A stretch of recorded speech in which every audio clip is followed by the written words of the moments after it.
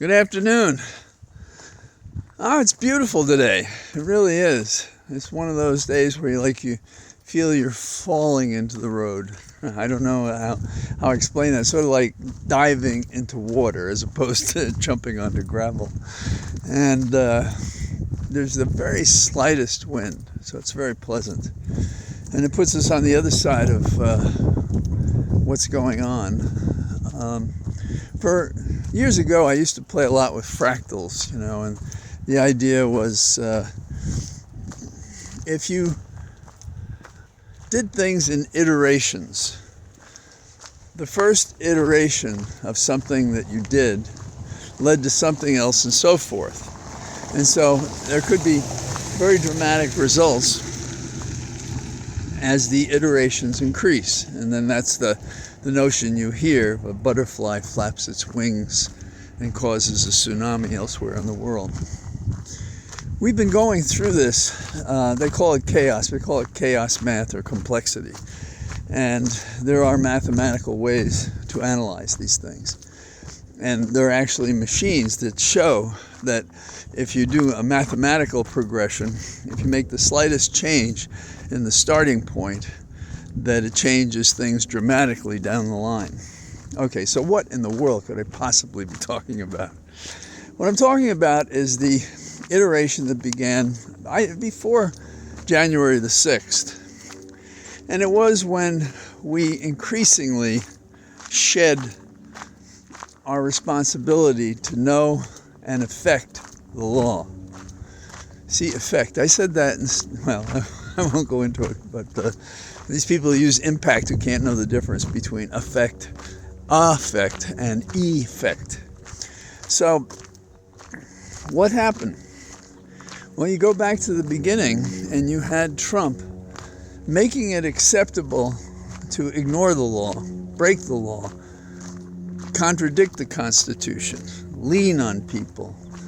So he wasn't just being rude or asocial. He was being cruel with a purpose.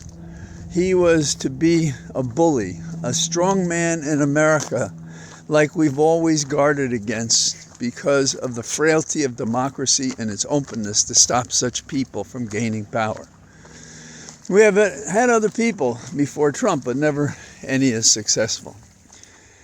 And you may have heard me quote Sir Thomas More from a dramatic version of his confrontation with his brother-in-law, who said he would tear down all the laws to get at the devil. And Sir Thomas More's retort, as best I remember it, is, I'm sure you would tear down all the laws to get at the devil. And they're not God's laws, they're man's laws. And where would you stand with the laws all down, all flat across the country? How could you stand in the wind that would blow? And that's what we've seen. The other day I was having a conversation with someone, and he was talking about, the monarchy. He wasn't for it, he was against it. And he said, we're not there yet. I said, no, but we have the strains. We have the iterations, the steps toward it.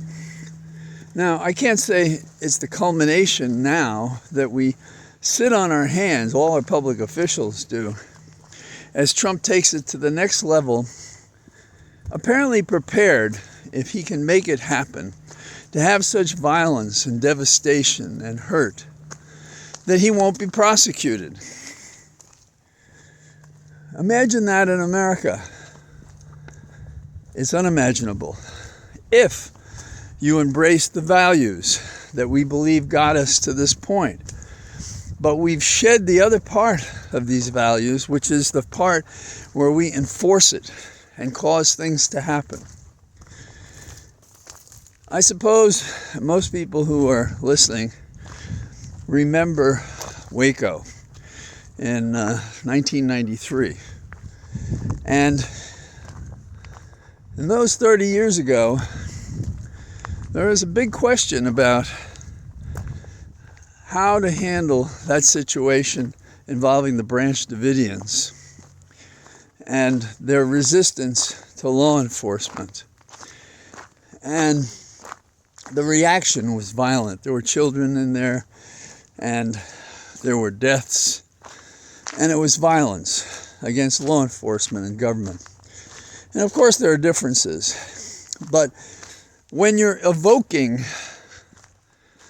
a situation, when you are seeking to incite people to violence, when you're looking for a symbol system that brings them to that point. Would you go to Waco, Texas? Yeah, sure. And it's interesting that there are always two tracks that come out of the propaganda that is Trump.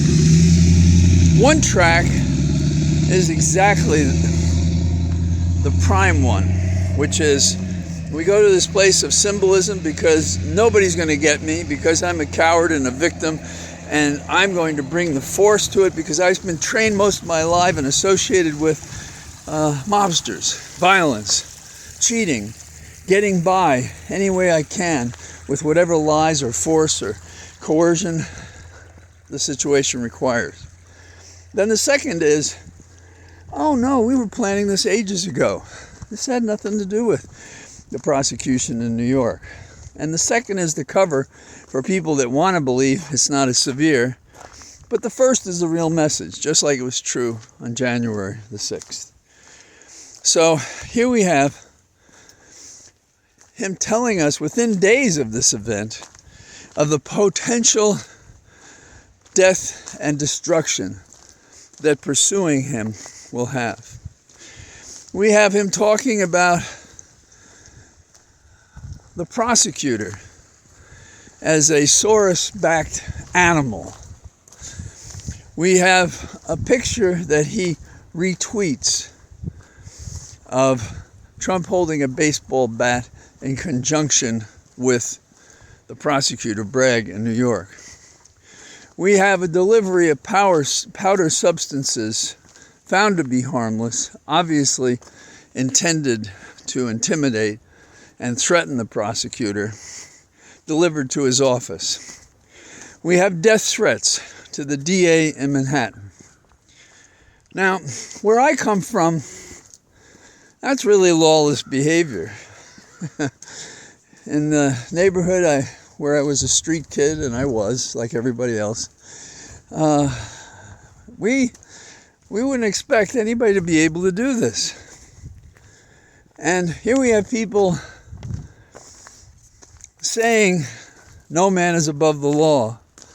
And if this man is not soaring up there, way above the law, and if there isn't a need to protect our nation, the individual constitutional rights, the separation of a local DA's office to use the police power as that state, county decides is necessary,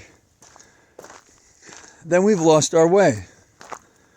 We have found ourselves in the chaos that's generated by initial iterations of errors, of passivity, and a hope it will go away, and it doesn't.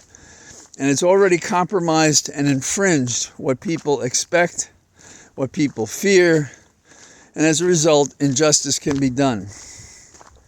So this brings us to the brink, right to the brink of what will Bragg do in New York. There are obviously two paths. One is, although he's very well educated and achieved a great deal in his life before he was ever the DA, will the street part of him say, I'm not taking this shit from anyone? And will he at the same time be able to balance it with the skills he must have as a lawyer to carry the day, as well as a politician to brace himself against a Congress that would step over the bounds and try to tell a state what to do, a county what to do, when they claim that they so respect state rights. That they claim the prosecution is political because of who the person is, ignoring the fact that because of who the person is and the advantages he has, and that he stands above law, he, of all people, should be prosecuted because he's had all these advantages, this access to power. He's abused it, and it's time for an accounting. On every charge, however small, because our nation and its democracy has already been compromised and it's at risk. Will we be able to stand in the wind that's already begun when it turns and blows like the tornadoes that threaten communities in our nation? Another thing that's really interesting about this whole affair is how the character presumed of people is so easily compromised. Joe Tacopina, and I suppose I saw him, but I didn't remember that in 2018, he was asked as a consultant on the air, or a commentator, something I do from time to time, what did he think about the situation involving Stormy Daniels and Michael Cohen? And he said, oh yeah, the affair. Oh yeah, the story sounds impossible. That is any innocent variation of it. This is bad news for Trump. Then he's his counsel. He's on the air with Ari Melber and some other people. And he says, oh, this case is frivolous. It doesn't mean anything. So we have a lie. You can say he had a change of heart. And politicians do that all the time. But the stakes here are nothing like that. The stakes here are, like I said, nothing short of what is the value of our values? Do they permit us to have a government that decides things by law rather than by firearm, violence, threats, coercion? Oh yeah, that's the world of Trump. No mistake about it. Given his association, one of his tenants is a mobster. What did he do? How many people can actually fail at casinos that he did that? Because he misrepresented his lending arrangements. How many jobs did he get? How many labor violations did he have? How many lies did he tell about the buildings that he had? That's why nothing of this is a surprise to anyone who lived in New York, as I did from the time I was a kid on, and saw him do the crazy things and terrible things he's done. So we have Joe Tacopina out there. Damaged goods, in my opinion. What good is an attorney who has already contradicted himself? Is the jury in New York not going to know it? Should they not know it? Should they know it? And let's look at Congress. That they would have ignored all of the discovery of what they did in connection with the January 6th event. And here we find them, if you will, on the same side of that issue as they were then, now, defending Trump at any cost, no matter the law, no matter the rightness of it. And my final thought on this subject, I think, is where the hell are Biden and that worthless piece of shit Garland? How can America have to suffer this humiliation at the hands of this mongrel dog out in Waco, Texas, invoking all of the worst of the humanity, so-called, in America, that has never understood what the American bargain is, that we're all equal, and that we are a democracy, and we are represented by ourselves as equals. Well, Garland is a fraud, and he should resign. He should be fired. And I don't think he would be as passive as he is if Biden didn't approve of what he's doing. We need a long speech, not like the ones we've had in recent days, that set right the values of America, while there's still a chance to save them, while our republic, though damaged, can be restored. But you know, I don't think it's going to happen unless we bug these guys and tell them to get on message, to figure it out. Because if we don't, not only will we suffer all the things that a dictatorship means, we'll have this lout in the Oval Office again. So that's my delicate reading on this pleasant Sunday of where we stand. And I am in my cathedral of trees on this beautiful, beautiful day. And I'll try to talk to you tomorrow. We're going to Johns Hopkins to have a bronchoscopy for Holly. All the best. Bye-bye.